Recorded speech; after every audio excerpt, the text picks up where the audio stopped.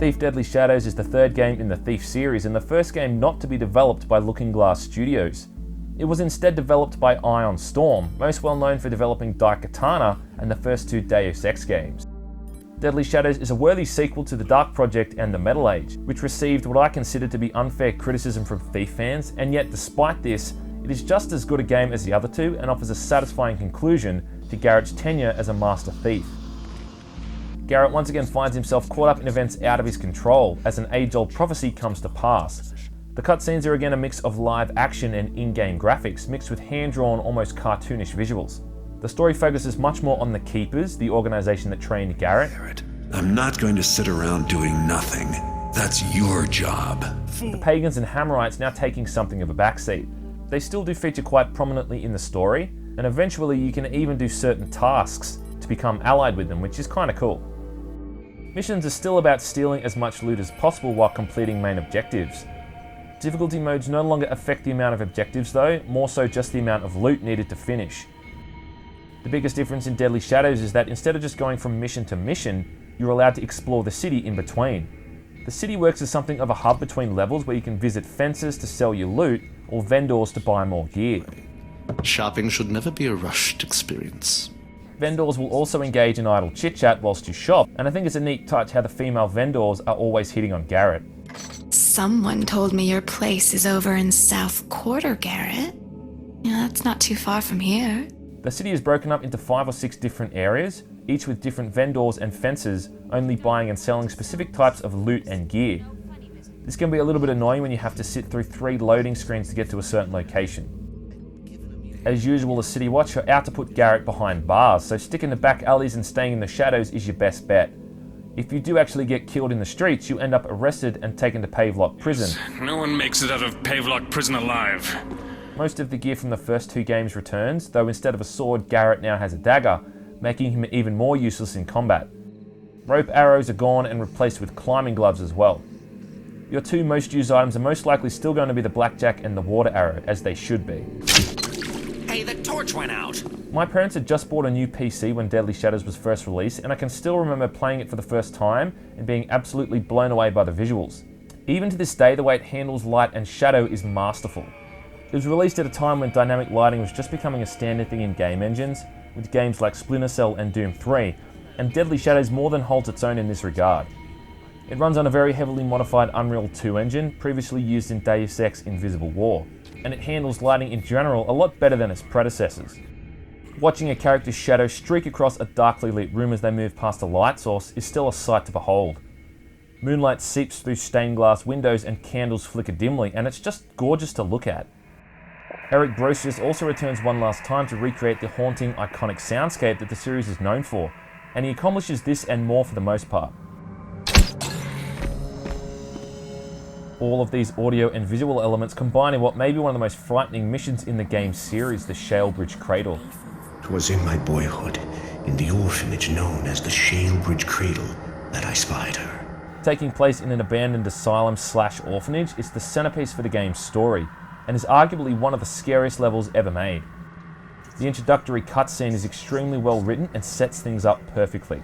'Tis the only place I had there spied her for certain, but I dare never return to that place. I won't say anything to spoil it, but I will say the game is worth playing just for this mission alone. It really does deliver the goods. Turn off the lights, crank up the headphones, and get immersed. There's not really anything objectively wrong with Deadly Shadows, and most of its complaints come from comparisons to its prequels, more than how it performs as a standalone game. It didn't exactly get the best reception from Thief fans when it was released, and I think the main reason for this was that it directly played around with a lot of the core gameplay elements from the first 2 games.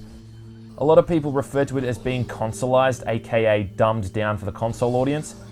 The main addition in Deadly Shadows is the advent of a third-person view mode, and this really seemed to piss off a lot of people. Now, there's nothing wrong with third-person views in a stealth game, and titles like Splinter Cell and Metal Gear Solid are proof of that. But in a series like Thief, that has always been about bringing stealth into a first-person perspective, to add in the very option of a third-person mode was seen as sacrilege to the hardcore fans.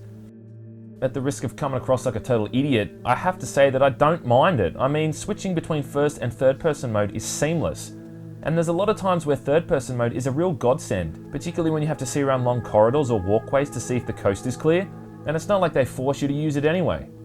Another issue with the fans was that the missions are now generally split up over 2 areas instead of one large environment. Now to me this isn't a legitimate complaint at all, because the amount of detail that's been packed into each area completely trumps the fact that you have to wait for a 10-second loading screen in between them. The areas in Thief 1 and 2 may have been massive in size, but they were very limited in terms of what you actually did in them. Long, empty corridors dominated a lot of the level design, making things seem almost labyrinthian. Deadly Shadows doesn't really have this issue, and it's a lot harder to get lost, which I really think is a good thing.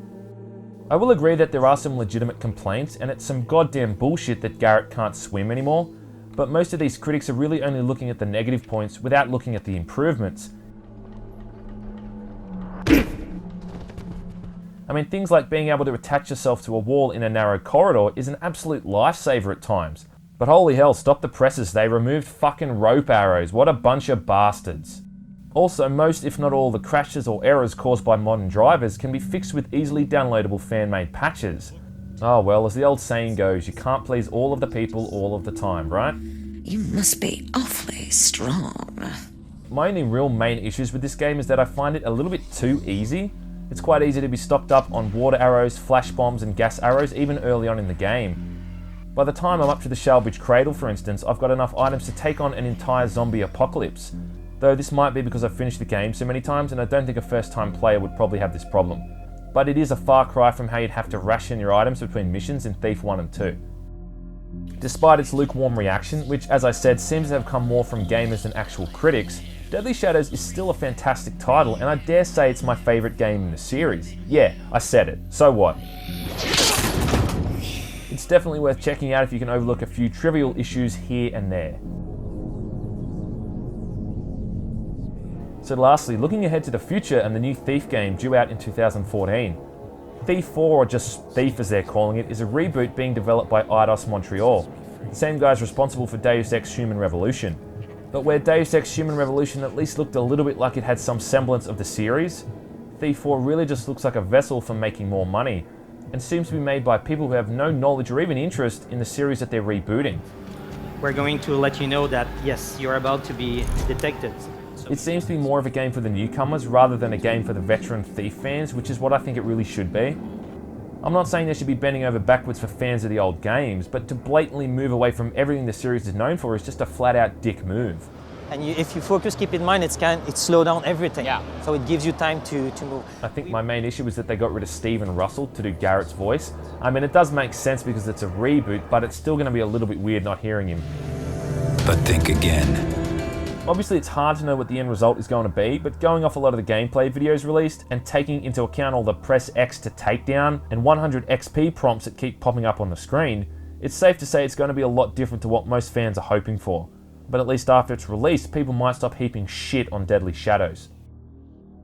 Fans can argue for hours over which Thief game is the best, but I think one belief would be unanimous between them, and that's that they're all the type of game you should definitely play at some point in your life. I mean, there is a reason why they're on so many best games of all time lists. If you do plan on playing the new 2014 reboot and haven't checked them out, you really do owe it to yourself as a gamer to do so. Let go of me. That's not for you. Please, sir, I'm hungry. You have talent. It's no easy thing to see a keeper, especially one who does not wish to be seen.